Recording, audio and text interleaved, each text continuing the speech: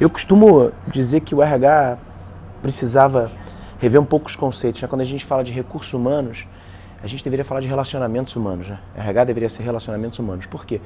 A gente está numa era, eu acredito muito que a gente veio de uma era onde a gente liderava pelo músculo, né? Então, há 40 mil anos atrás, até pouco mais de 300 anos atrás, a gente se destacava, os líderes se destacavam pela força que eles tinham, né? Tanto força para quando éramos caçadores, coletores, para ir pegar a presa e trazer para os nossos familiares comerem, né? Como depois, na época de Alexandre o Grande, a gente ia lá na frente da batalha, né? O líder era o cara que ia na frente. E se ele tivesse muito músculo, muita força, ele se destacava. Aí a gente passou por uma era da liderança pela inteligência, pelo QI, né? Pela genialidade. Então, se o cara tinha um baita de um diploma em Harvard, em Cambridge, aí o cara falou, pô, ele é bacana, se ele era um CEO. E a gente está saindo dessa era, né? Então a gente passou pelo músculo, pela genialidade, a gente está indo para a era do coração. Eu acho que a gente está começando a enxergar que a maior característica de um líder precisa ser a capacidade de usar o coração. E aí, quando a gente fala de coração, a gente fala de claro, né, do clichê da empatia, mas a gente fala de resgatar, eu acho que o encantamento pelo ser humano. Porque da mesma maneira que hoje a gente usa, por exemplo, o Google, ou a gente usa os nossos iPhones, os nossos Samsungs, Galaxies da vida, sem nenhum tutorial, a gente aprende mexendo e a gente fica bom porque a gente pratica. E aí, por causa dessa prática, a gente acaba virando um especialista nisso. E a gente está deixando de praticar o relacionamento humano. Então a gente está tendo acesso à informação, a gente está tendo acesso à tecnologia, a informação que hoje é commodity, né? Está disponível para todo mundo. E a gente fala, legal, a gente é muito informado, a gente tem muita tecnologia, a gente pode se conectar com todo mundo. E aí na hora que a gente tem que trazer isso para o material, que é o que a gente faz quando a gente cuida de gente, a gente está tirando isso. Um dos passos da liderança e dessa nova liderança que eu proponho, ela precisa ser a capacidade de humanizar as nossas relações. A gente hoje se surpreende com o que os bichos fazem, né? Então a gente fala, o cão é o melhor amigo do homem, não pode ser, né? Os homens têm que ser melhores amigos dos homens. A gente, por exemplo, está preocupado com a potabilidade da água, a gente está preocupado com a vida, né? Por exemplo, nas matas, com desmatamento, a gente está preocupado com uma série de coisas.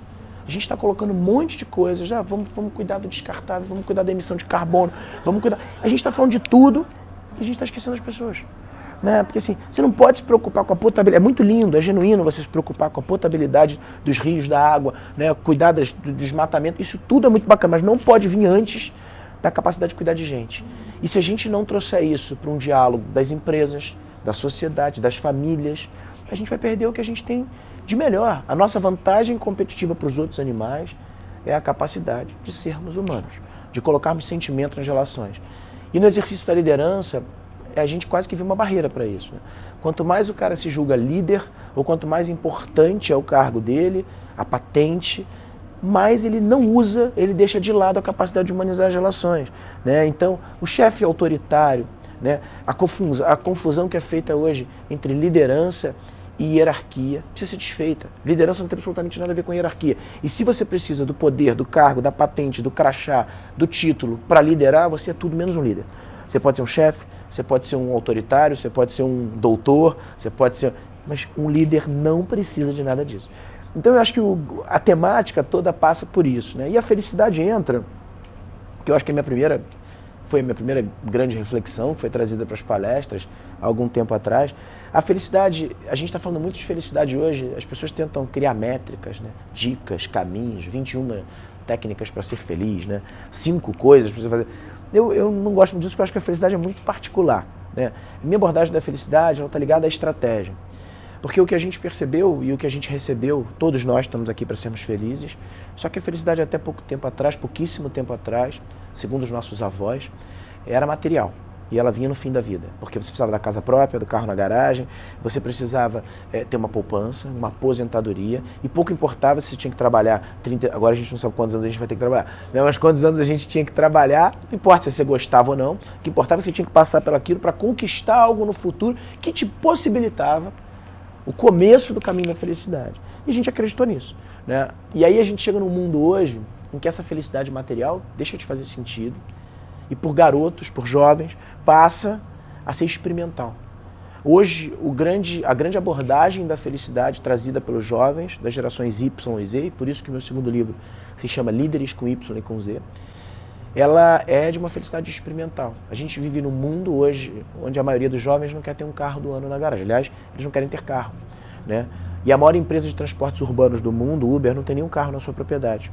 Jovens que não querem ter a casa própria, né? Porque gastar dinheiro com uma casa não faz sentido para eles, não sabem onde eles vão estar morando daqui a 6 meses. Né? E a maior empresa de imóveis do mundo, Airbnb, não tem nenhuma sala comercial na sua propriedade. Jovens que resumiram suas exigências em coisas menores, né? Pintar o cabelo da cor que eles quisessem, ter orientação sexual que eles quisessem, casar com quem eles quisessem, fazer o que eles bem entenderem da vida profissional, pessoal deles. Se você consolidar essas pequenas demandas em uma só, a única coisa que eles não abrem mão é da felicidade. E aí passa a minha reflexão, né? A felicidade, ela deixa de ser uma opção e passa a ser uma obrigação, uma estratégia de sobrevivência. Se as empresas não fizerem os funcionários felizes, vão embora. Se nos casamentos minha mulher não estiver feliz, ela vai embora, ela não é obrigada a ficar comigo. Se os filhos não estiverem felizes dentro de casa, eles vão embora. Pode ser que uma criança com 10 anos de idade não saia fisicamente de casa, mas que com 10 anos de idade ela não quiser mais perguntar nada para o pai, ela não pergunta. Né? Eu não tinha outra opção, senão perguntar para o meu pai, eu que faço 40 esse ano. Então a felicidade passa a ser uma estratégia de sobrevivência. Como que a gente discute a felicidade no mundo em que a gente não está acostumado a viver ela de forma presencial, experimental? Então eu acho que é um pouco disso, essa felicidade como estratégia e esse comportamento desses jovens que gera um novo modelo de liderança.